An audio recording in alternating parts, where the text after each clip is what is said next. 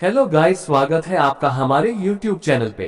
दोस्तों, हमारी आज रामायण की सबसे ज्यादा प्रेरित करने वाली कहानी यह बात सिखाती है कि छोटे से छोटा प्राणी यानी कमजोर से कमजोर, जिसको अपने अंदर लगता है कि मेरे अंदर तो कुछ है ही नहीं, मैं तो लायक ही नहीं हूँ, वो भी विशाल काम कर सकता है। बस मनोभावना होनी चाहिए, आपके इमोशन सही होने चाहिए। तो आइए दोस्तों, आज की इस वीडियो को शुरू करें हैं और अपने आप को प्रेरित करते हैं।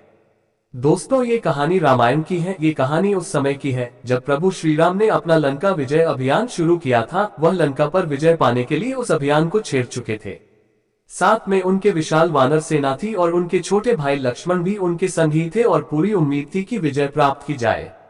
लेकिन सबसे बड़ी समस्या यह आ रही थी कि उस विशाल समुद्र को पार कैसे किया जाए, लंका तक कैसे पहुंचा जाए। उस विशाल समुद्र में ऊंची ऊंची लहरें उठकर के आ रही थी। इतनी विशाल सेना उस समुद्र को ना तो तैर करके पार सकती थी और ना ही उड़ करके पार कर सकती थी। प्रभु श्री राम ने बहुत बार प्रार्थना की, विनती की कि समुद्र देव शांत हो जाए, लेकिन उधर से कोई उत्तर नहीं मिल रहा था। प्रभु श्री राम को क्रोध आ गया और उन्होंने अपना दिव्य अस्त्र ब्रह्मास्त्र निकाला और चलाने की तैयारी में थे कि तभी अचानक से श्री राम जी के सामने समुद्र देव प्रकट हुए। क्षमा याचना मांगने लगे, माफी मांगने लगे कि प्रलय से पहले प्रलय नहीं लाइए प्रभु श्री राम, बाकी आपकी इच्छा है। आप मुझे मेरी मर्यादा बनाए रखने के लिए मुझे माफ कीजिए। अगर आप मुझे माफ नहीं करेंगे तो सब कुछ खत्म हो जाएगा, जल का जो रूप है वो खत्म हो जाएगा, ऐसा मत कीजिए। प्रभु श्री राम कहा, फिर क्या किया जाए, इसे पार करके लंका कैसे पहुंचा जाए। तो समुद्र देव ने बताया कि आपकी सेना में नल और नील नाम के दो भाई हैं, जिनको बचपन में ऋषियों ने श्राप दिया था। क्योंकि ये ऋषियों के सामान उठाकर नदी में फेंक रहे थे, तो उन्होंने श्राप दिया था कि अब जो भी तुम फेंकोगे वो पानी में डूबेगा नहीं बल्कि तैरता रहेगा, तो आपको इन्हीं की मदद लेनी चाहिए। जब ये दोनों पत्थर समुद्र में फेंकेंगे तो पत्थर तैरने लगेंगे। इनके मदद से सेतु का निर्माण शुरू करवाए। जब ये सेतु का निर्माण होगा तो ये राम सेतु बनेगा। तो आपका बंधन, आपका गायन पूरी सृष्टि करेगी कि इतना विशाल काम यहाँ हुआ है। और जब ये दोनों भाई इस सेतु का निर्माण करेंगे तो मैं पूरी मदद करूंगा, उस सेतु को बांधे रखने में आपका पूरा साथ दूंगा। प्रभु श्री राम ने कहा, ठीक है, फिर यही होगा। उन्होंने अपनी सेना से कहा कि लग जाए काम पे। पत्थरों पर जय श्री राम लिखा गया, पत्थर तैरने लगे, श्री राम सेतु का निर्माण होने लगा और प्रभु श्री राम ऊपर वाले की भक्ति में भगवान शिव की आराधना में बैठ गए।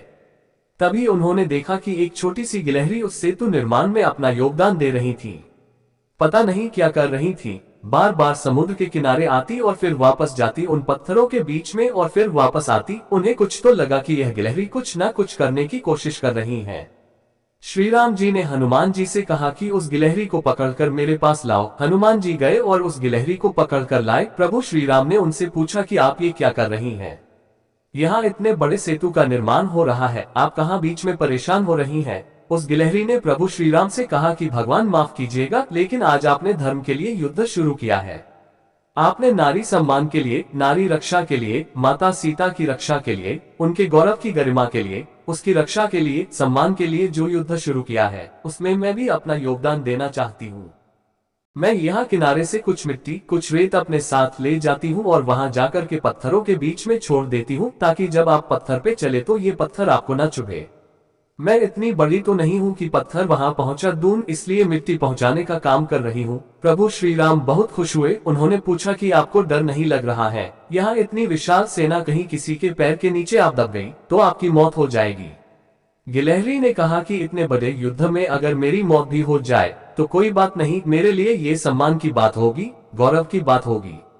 उस नन्ही गिलहरी ने इतनी बड़ी बड़ी बातें की तो प्रभु श्री राम गदगद हो गए और उन्होंने उस गिलहरी की पीठ पर अपनी उंगलियों को फेर दिया। कहा जाता है कि गिलहरी की पीठ पर वो जो निशान होते हैं वो प्रभु श्री राम की उंगलियों के निशान है।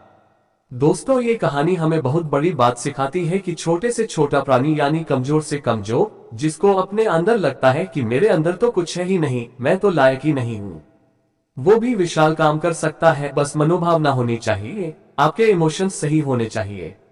अगर आपको लगता है कि यह काम आपके लायक नहीं है तो आप अपनी ताकत का अंदाजा लगाइए। आप सब कुछ कर सकते हैं, आप चमत्कार कर सकते हैं। छोटे से छोटा व्यक्ति भी बड़े से बड़ा काम आसानी से कर सकता है। बस सही इमोशंस की, सही मेहनत की जरूरत है। और दूसरी बात, जितना हो सके उतना इस दुनिया के काम आते रहिए, औरों के काम आते रहिए, उनके चेहरे पर मुस्कान लाने का काम करते रहिए। धन्यवाद।